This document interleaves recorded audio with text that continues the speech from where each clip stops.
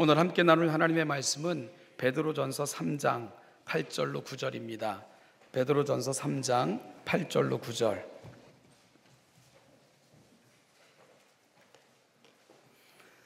8절부터 9절 두 절입니다. 한 목소리로 같이 읽겠습니다. 시작.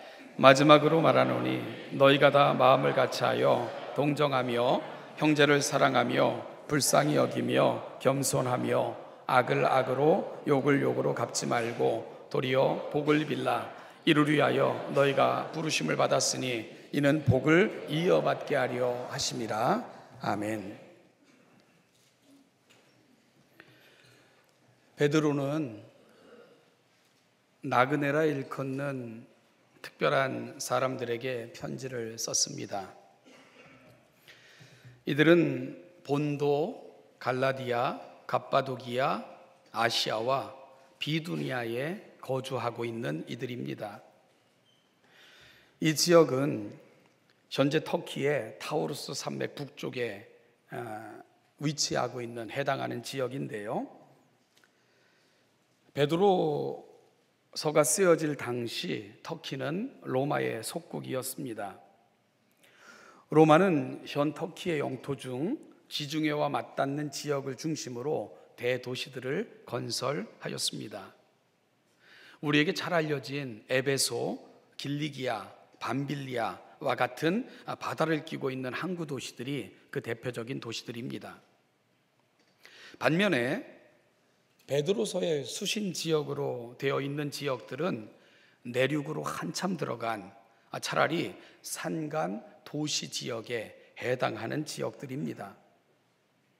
그러니까 쉽게 접근하기도 어려운 도시로부터 멀리 떨어진 외딴 외진 지역들인 것이지요. 특히나 편지가 쓰여질 1세기 당시의 상황으로 그 지역들을 살피면은 지금보다 훨씬 더 접근이 어려운 그런 지역들이었을 것입니다. 그러면 베드로는 왜 이런 곳에 거주하고 있는 사람들에게 편지를 썼으며 그들을 나그네라고 부르고 있는 것일까요? 이들 수신자들에 대한 정보를 조금 더 살피면 베드로전서 1장 2절에서 이들을 이렇게 언급합니다. 하나님 아버지의 미리 아심을 따라 성령이 거룩하게 하심으로 순종함과 예수 그리스도의 핏부림을 얻기 위하여 택하심을 받은 자들에게 편지하노니, 이들은 하나님의 작정과 예수 그리스도의 구속의 은혜를 힘입어 택정함을 받은 사람들입니다. 즉 이들은 성령의 인도하심을 통해 교회의 일원이 된 사람들이었지요. 그런데 이들이 도시로부터 멀리 떨어진 외진 곳으로 흘러 들어가게 된 배경은 무엇일까? 우리가 베드로전서를 읽어보면 유독 많이 등장하는 단어가 눈에 띕니다. 여러분 성경을 읽으실 때 한 성경 안에서 자주 등장하는 단어가 나타나면 그 성경을 해석하고 이해하는데 매우 중요한 역할을 합니다. 표시에 두시면 성경을 읽어나가실 때 편할 것입니다. 베드로전서를 읽다 보면 유독 많이 등장하는 단어, 그것은 고난이라는 단어입니다. 이들은 고난 가운데 있었던 공동체였던 것이지요. 그래서 베드로서를 읽다 보면 무엇이 이들을 이 큰 고난으로 내몰았을까 하는 점에 대해서 궁금증을 갖게 됩니다.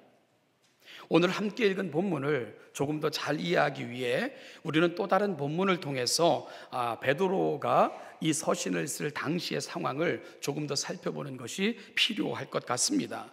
베드로후서 1장 13절부터 15절을 보면 이 글을 쓰고 있을 당시에 베드로의 고백을 우리가 직접 들을 수가 있게 됩니다. 베드로후서 1장 13절 15절을 보면 내가 이 장막에 있을 동안에 너희를 일깨워 생각나게 함이 옳은 줄로 여기노니 이는 우리 주 예수 그리스도께서 내게 지시하신 것 같이 나도 나의 장막을 벗어날 날이 임박한 줄을 알미라.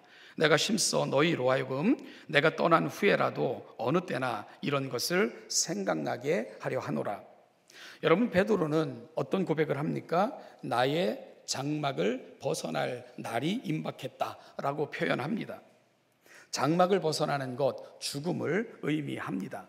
베드로는 자신이 죽을 날이 가까워 오고 있음을 인지하고 있는 것입니다. 그러면 베드로는 언제 죽었는가? 알려진 바로는 그는 서기 66년에 순교한 것으로 전해집니다. 베드로가 순교하게 된 데는 직접적인 베드로가 죽기 직전에 아주 큰 사건과 큰 연관이 있습니다. 바로 로마의 대화재 사건입니다. 서기 64년 로마 시내에 큰 화재가 발생을 합니다. 화재는 키루쿠스 막시무스 대전차 경기장 근처에서 일어났고요. 불은 급속히 번졌습니다. 당시 로마는 14개의 구역으로 나뉘어져 있었는데요. 그 14개의 구역 중에 이 대화재로 인하여 그나마 온전한 모습을 유지하고 있었던 구역은 4구역 정도밖에 없었다고 합니다. 황제가 거하는 팔리티노 언덕에 있는 황궁의 일부를 포함한 도심의 많은 곳이 파괴되었고요. 수많은 인명피해를 냈던 대참사였습니다. 당시 네로는 안티움에 있었으나 점점 피해가 커지자 급히 로마로 돌아올 수밖에 없었습니다.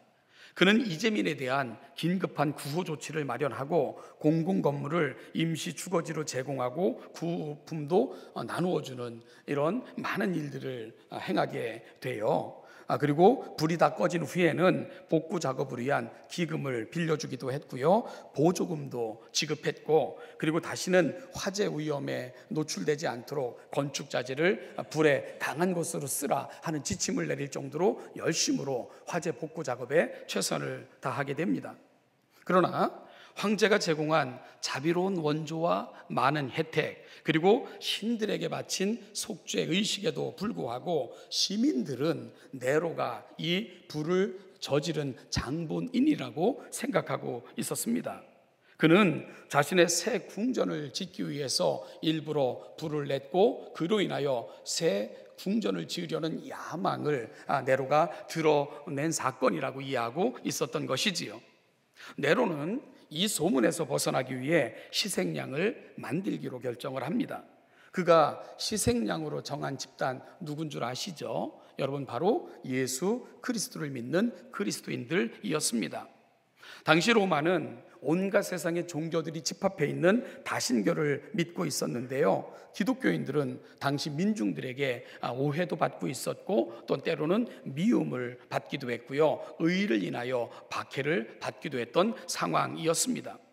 세간에는 기독교인들을 가리켜 영아살인, 근친상간, 인육을 먹는 등의 행위를 저지른다고 비난하고 있기도 했습니다. 이는 유아세례, 성찬예식, 그리고 믿는 사람들끼리 형제 자매라 호칭함으로 생겨났던 오해들이었습니다. 네로는 그들을 희생양으로 삼아 치밀하게 계획을 세워 잔인하게 고민한 후 처형함으로 시민들의 그 마음에 있는 것들을 풀어주고자 그런 계획을 세웠던 것이지요.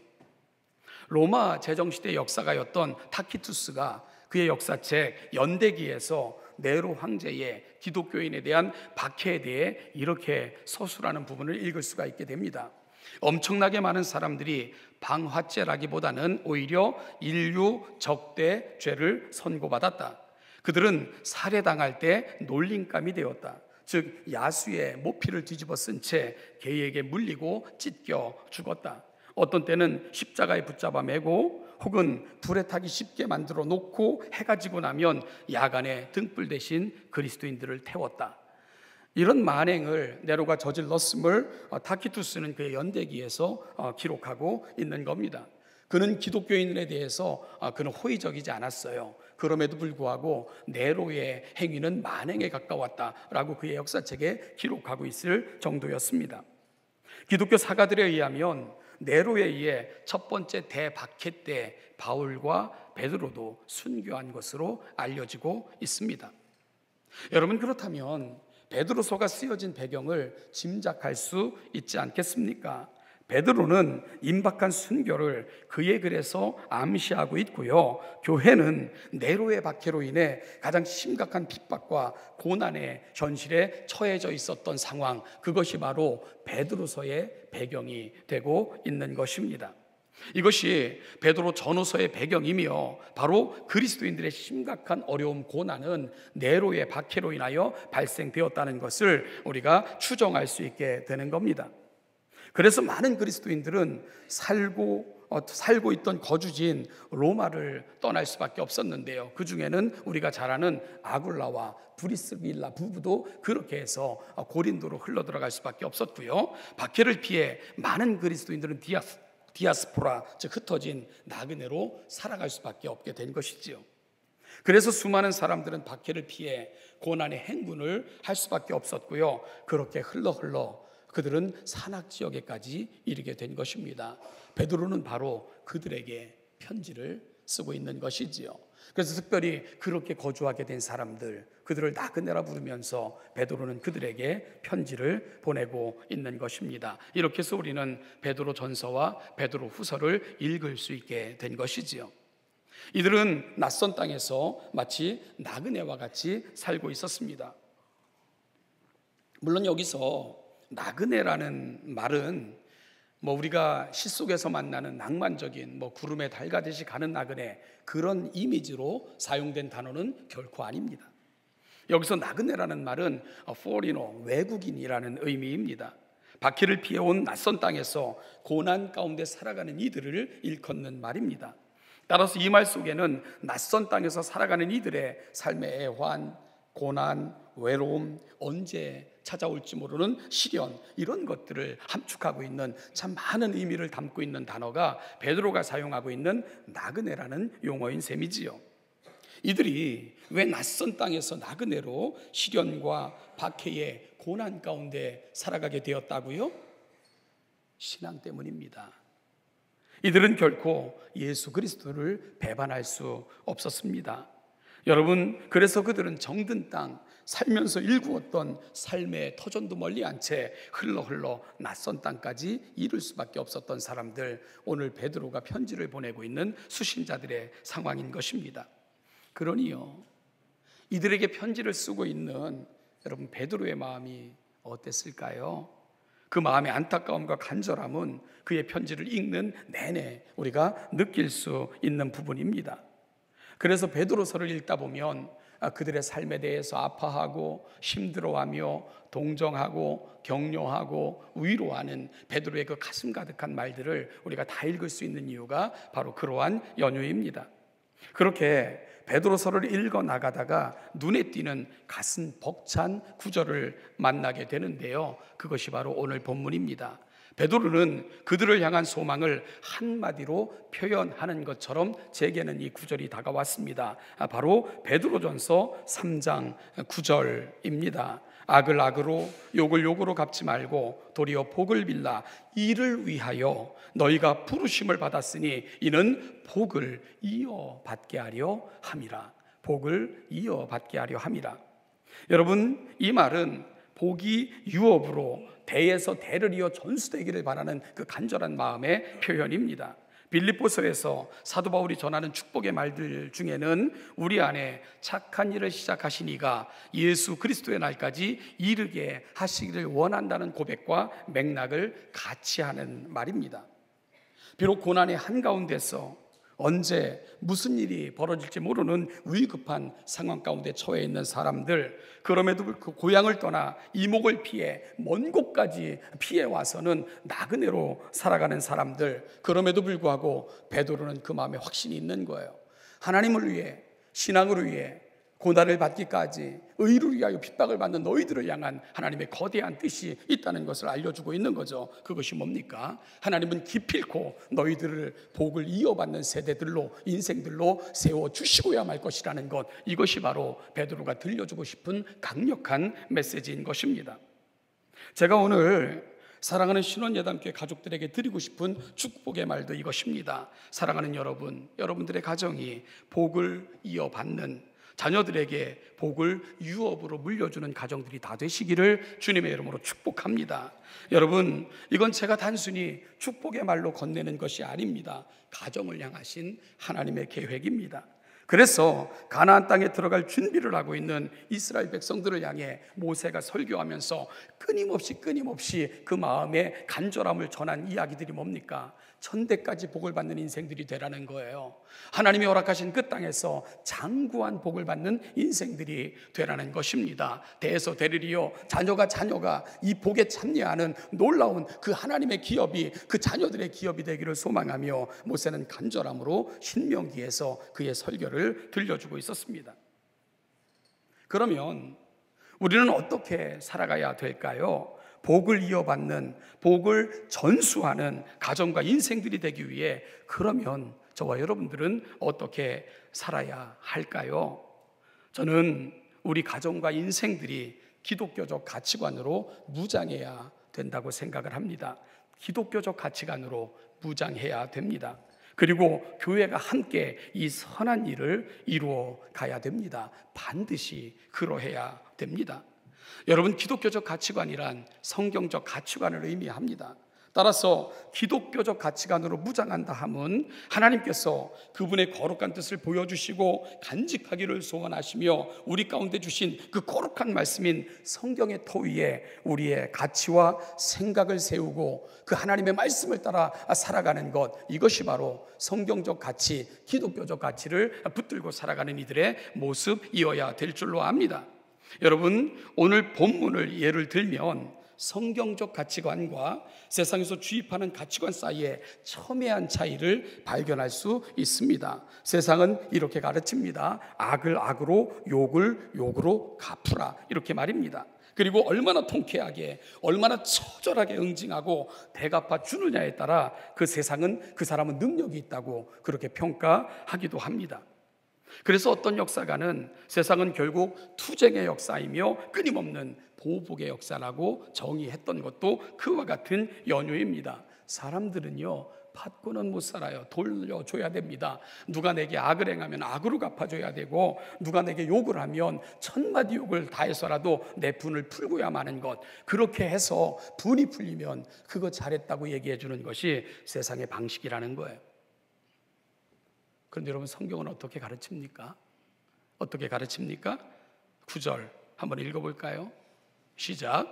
악을 악으로,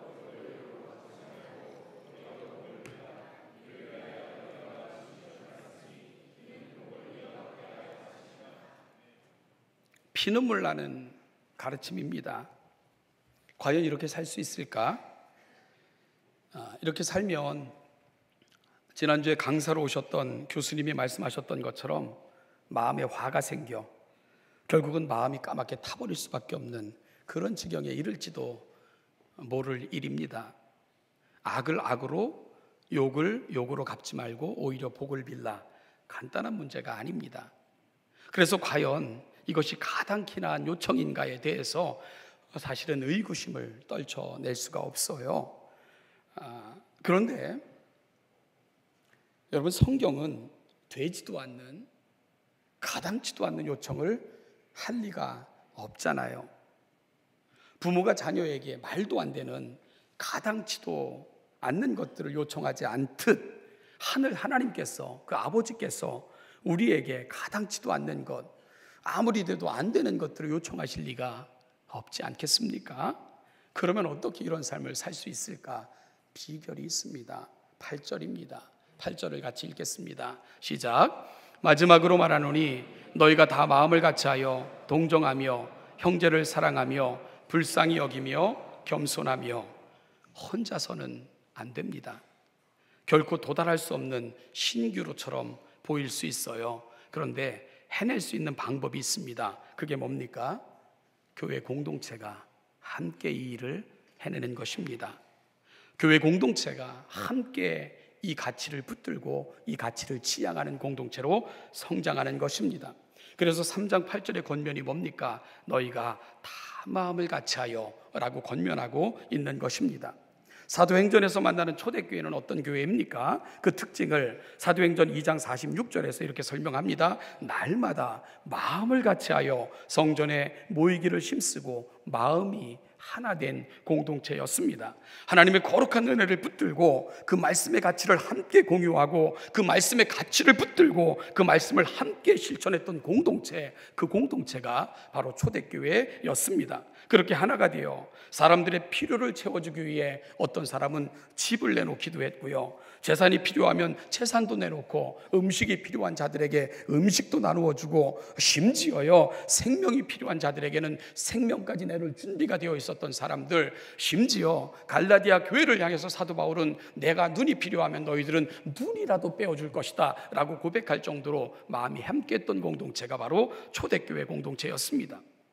여러분, 초대교회 때 로마의 박해가 극에 달았을 때도 기독교인들은 한 분 하나님을 향한 신앙을 포기하지 않았고요, 황제 숭배를 거절하고 검투사들의 경기나 비윤리적인 경기들을 반대했습니다.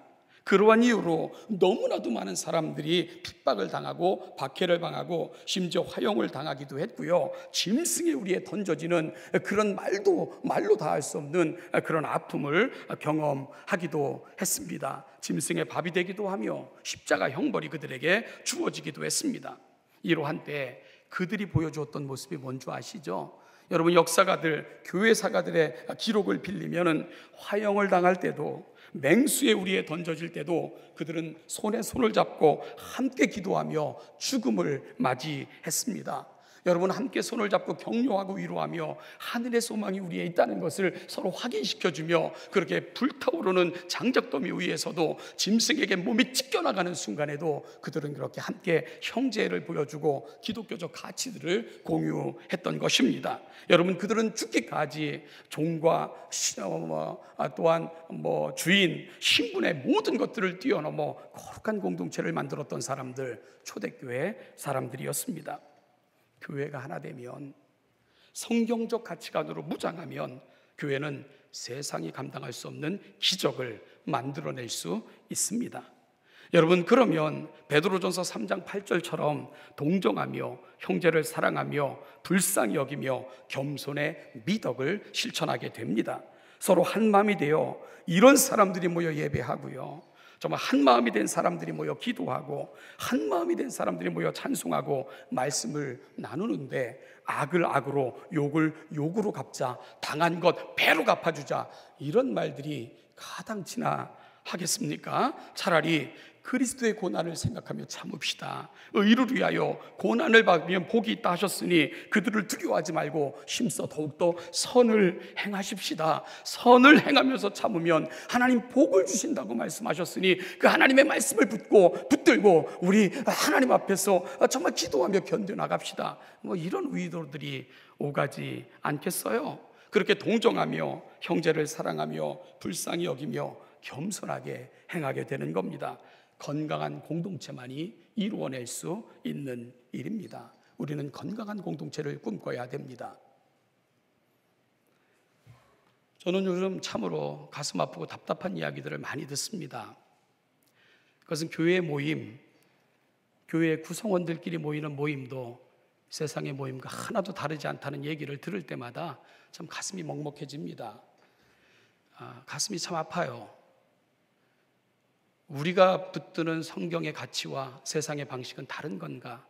이런 자괴감을 굉장히 많이 느낍니다. 아무리 우리가 성경을 이야기해도 세상에 살아가는 방식은 바꿀 수 없는 건가? 우리는 저항할 힘이 없나? 하는 것에 대한 아픔을 너무너무 많이 느낍니다. 교인들끼리 모일 때조차도 또 술잔을 기울이고 험담이 오가고 온갖 세상의 추한 얘기들이 스멀스멀 기어나가고, 그렇게 또 누가 상처를 받고, 너무 가슴이 아파요. 많은 분들이 직장생활, 지난번 청년들도 그러대요. 세상살이 하다 보면 어쩔 수 없이 술자리에 참석할 때가 있다고, 어쩔 수 없다고. 어쩔 수 없다는데 어쩌겠어요? 여러분, 어쩔 수 없다는데 그걸 어쩌겠습니까? 많은. 그래도 교회 모임은 달라야죠. 교인들끼리 모이는데도 똑같이 모인다면 그 말이 안 되잖아요. 그건 그냥 술을 좋아하는 거지. 세상 핑계 대기에는 너무나도 우리가 가난하지 않습니까? 여러분, 그러면서 어떻게 우리가 하나님의 은혜, 하나님의 은총을 기대할 수 있겠어요? 문제는 우리 자녀들이 그걸 그대로 본받는다는 거예요. 그 모습 그대로 닮아가요. 그래서 자식들끼리, 교회 자녀들이 또 술잔을 기울이고 서로 모여서 교회를 험담하고, 그러다가 서로 상처받고 서로 또 돌아서고, 이 얼마나 무섭고 한심한 모습입니까? 그렇게 나라도 교회도 다 무너져 가고 있는 겁니다. 교회 역사에서 교회가 부흥되고 새로운 가치가 생겨났던 때, 여러분 그때가 언제였던가를 한번 기억해 봤으면 좋겠어요.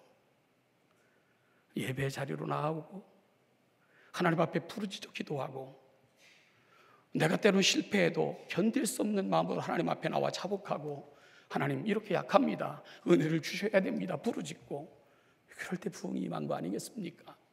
그럴 때 교회는 세상을 이길 수 있는 힘을 얻게 되는 거고, 그렇게 새로운 가치들을 가슴에 담는 것 우리 가운데 이루어지지 않겠습니까? 주를 찾으면 주님을 찾지 않아요. 그렇게 신앙의 길을 잃어요. 돌아갈 길을 놓칩니다. 결코 돌아오기가 어려워요.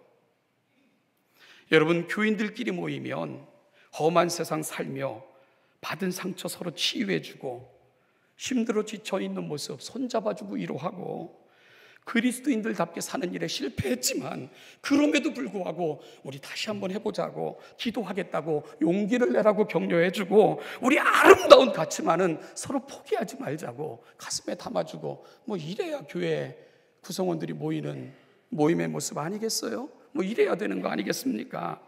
너무 분해서 씩씩거리며 참지 못해 가슴 가득한 분노와 슬픔을 안고 온 사람들조차도 교회 공동체의 가슴을 드나들면 다시 새롭게 살고자 하는 거룩한 열심들이 다시 생겨나고, 속된 세상이지만 그래도 우리 가운데 주신 이 가치는 포기하지 말자고, 우리 실패도 다시 일어서자고, 이래야 교회 공동체의 모습 아니겠습니까?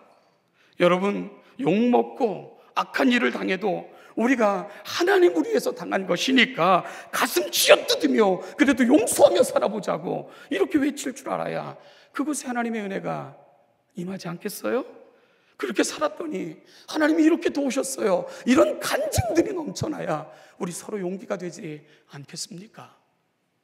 여러분, 그래야 그 공동체가 하나님 앞에 아름답고 거룩한 모습으로 세워지지 않겠습니까? 그래야 우리가 기독교적 가치관을 소유할 수 있고요, 함께 그 아름다운 가치를 만들어갈 수 있지 않겠습니까? 그리고 무엇보다도 소중한 것은 하나님이 그런 인생들, 그런 가정, 그런 교회들은 대를 이어 복을 주시겠다고 약속하고 계신 거예요. 그들을 통해 내 이름을 드러내고 그들을 존귀한 자들로 삼아 나의 영광을 그들을 통해 드러내시겠다고 하나님은 약속하고 계신 것입니다.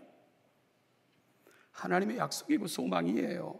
교회는 그분의 소망과 약속을 붙드는 공동체입니다.